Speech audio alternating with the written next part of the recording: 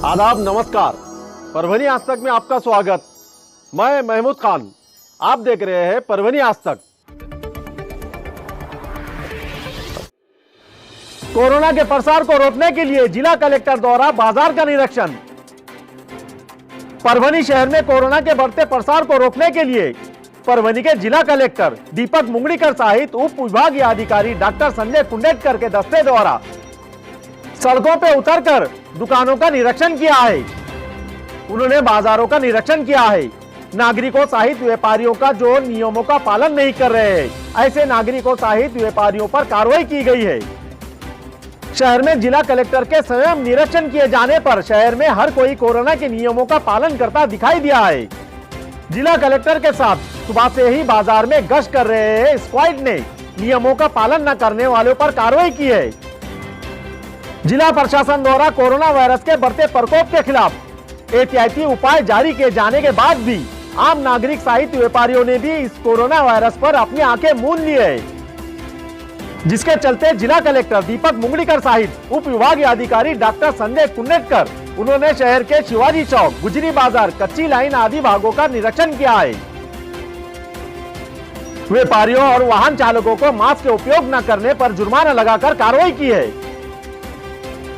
उनके इस कार्रवाई से पूरे शहर में व्यापारियों और वाहन चालकों में जागरूकता दिखाई पड़ रही है।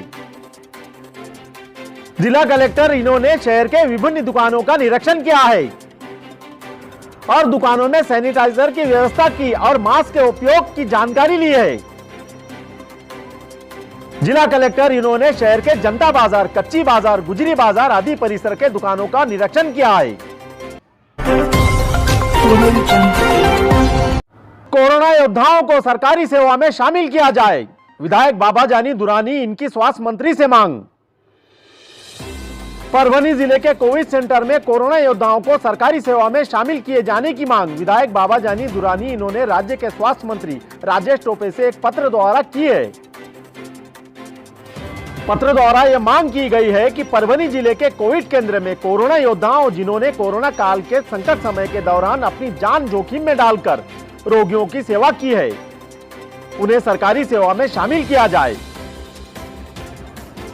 विद्यमान स्वास्थ्य प्रणाली पर बढ़ते तनाव के कारण कोरोना के अवधि में जिले में चिकित्सा विशेषज्ञ, चिकित्सा अधिकारी, MBBS, Ayurvedic, DTS, BUN, AYUSH चिकित्सा अधिकारी, साथ ही lab technician, X ray technician, ECG technician, ward boy, staff nurse आदि के लगभग 400 कर्मचारियों अधिकारियों को रोगियों की सेवा के लिए लिया गया था। वर्तमान में जैसा कि कोरोना लगभग समाप्त हो गया है, सभी अधिकारियों और कर्मचारियों को निकाला जा रहा है। वर्तमान में स्वास्थ्य विभाग की बड़ी संख्या में रिक्तियां हैं। इसीलिए अनुभवी कोरोना योद्धाओं को सरकारी सेवा में लिया जाना चाहिए। जब ये अनुभवी लोग सभी रिक्तियां के लिए स्थायी रूप से भर्ती हो जाते हैं तो सरकार को प्रशिक्षित करने के लिए प्रशिक्षण पर खर्च नहीं करना पड़ेगा। इसीलिए विधायक बाबा जानी दुरानी इन्होंने राज्य के स्वास्थ्य मंत्री राजेश टोपे को एक पत्र द्वारा अनुरोध किया है कि परभनी जिले के कोविड केंद्र में कोरोना योद्धाओं को सरकारी सेवा में शामिल किया जाए। सेलू शहर में शारदा कॉलेज के प्रस्तावित भवन का किया गया शिलान्यास। नगर अध्यक्ष विनोद राव बोराड़े इनके हाथों की गई भूमि पूजन। सेलू शहर के श्री संत गोविंद बाबा शिक्षण प्रसारक मंडल द्वारा संचालित नए प्रस्तावित भवन का शिलान्यास समारोह संपन्न हुआ है। समारोह में उद्घाटक के रूप में सेलू के नगर अध्यक्ष विनोद राव बोराड़े इनकी मुख्य उपस्थिति थी। इस अवसर पर नगर अध्यक्ष विनोद राव बोराड़े इन्होंने कहा है कि उन्होंने हमेशा नगर परिषद द्वारा सेलू के विकास के लिए हमेशा सहयोग दिया है। उसी तरह सामाजिक, सांस्कृतिक, शैक्षणिक संस्थानों के लिए हमेशा काम किए हैं और आगे भी इस कार्य को जारी रखेंगे। इस तरह का प्रतिपादन नगर अध्यक्ष विनोद राव बोराड़े इन्होंने किया है। इस समारोह की अध्यक्षता संस्था अध्यक्ष मुंजा भाऊ भिसे इन्होंने की है, जबकि प्रमुख अतिथि के रूप में जिला परिषद के पूर्व सभापति अशोकनाथ काकड़े, उप नगर अध्यक्ष प्रभाकर सुरवसे, छगन शेरे, संस्था उपाध्यक्ष राजू राजूरकर, सचिव चंद्र प्रकाश सांगतानी, सह सचिव सुनील दत्त, संचालक जयप्रकाश बियानी, श्री वल्लभ लोया, राम नाना पाटिल, बंडू नाना कदम, करवर्गे दीपक खराबे, नंद किशोर वहीवाल, चंद्रशेखर नावाड़े, श्रीमती MN जोशी आदि मान्यवरों की उपस्थिति थी। इस अवसर पर सेलू के नगर अध्यक्ष विनोद राव बोराड़े इन्होंने कॉलेज के कक्षा निर्माण के लिए 1 लाख रुपए का फंड निधि देने की घोषणा की है।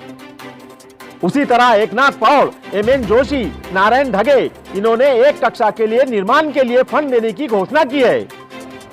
इस अवसर पर राम पाटिल इन्होंने निर्माण के लिए 21 लाख रुपए की दान राशि दी है। सभी गणमान्य मान्यवरों का संस्थान की ओर से सत्कार किया गया है। उसी तरह मान्यवरों के हाथों से शिलान्यास किया गया है। इस अवसर पर राम नाना पाटिल और अशोक काकड़े इन्होंने कॉलेज निर्माण के लिए सहयोग करने की अपील की है। इस समारोह को सफल बनाने के लिए संस्थान के पदाधिकारियों ने अहम भूमिका निभाई है। बिना मास्क के रिक्शा चालकों के खिलाफ परिवहन अधिकारी द्वारा की गई कार्रवाई। 70 से अधिक रिक्शा चालकों, वाहन चालकों पर लगाया गया जुर्माना। शहर में उप क्षेत्रीय परिवहन अधिकारी और महानगर पालिका स्क्वाड द्वारा बिना मास्क के रिक्शा चालकों के खिलाफ कार्रवाई की गई है। कोरोना वायरस के बढ़ते प्रसार की पृष्ठभूमि पर जिला प्रशासन द्वारा उप योजना के चलते सख्त निर्णय के साथ 70 से अधिक बिना मास्क के चलाए जाने वाले ऑटो रिक्शा चालकों को और वाहन चालकों के खिलाफ कार्रवाई की गई है। इस तरह की जानकारी उप क्षेत्रीय परिवहन अधिकारी श्री कृष्ण नकाते इन्होंने दी है। उसी तरह प्रशासनिक भवन के परिसर में भी मास्क का उपयोग न करने वालों पर कार्रवाई की गई है। उप क्षेत्रीय परिवहन अधिकारी श्री कृष्ण नकाते इन्होंने कहा है कि जैसे ही कोरोना की दूसरी लहर प्रवेश कर रही है, जिला कलेक्टर दीपक मुंगड़ीकर इन्होंने नागरिकों से बड़ी सावधानी बरतने की अपील की है। उन्होंने समय समय पर निर्देश जारी किए हैं कि घर से बाहर जाते समय मास्क पहनना जरूरी है। बार बार हाथ धोए, दुकानों सहित सार्वजनिक स्थानों पर भीड़ नहीं लगानी चाहिए। लेकिन नागरिकों द्वारा इन बातों को अनदेखा किए जाने की दुर्भाग्यपूर्ण तस्वीर के कारण जिला कलेक्टर इन्होंने सख्त कदम उठाते हुए नियमों का पालन न करने वालों पर कार्रवाई के आदेश दिए हैं। इसीलिए उप क्षेत्रीय परिवहन अधिकारियों दस्ते एवं महानगर पालिका स्क्वाड द्वारा बिना मास्क के रिक्शा चलाने वालों के खिलाफ सीधी कार्रवाई की शुरुआत की गई है, जिसमें 70 से अधिक लोगों पर कार्रवाई किए जाने की जानकारी दी गई है। आपने जो प्यार स्नेह परभनी आज तक को दिया, उसके लिए आप सभी का बहुत बहुत धन्यवाद। आपको हमारा चैनल पसंद आया हो तो लाइक करें, शेयर करें, सब्सक्राइब जरूर करें ताकि खबर सबसे पहले आप तक पहुंचे। देखते रहिए परभनी आज।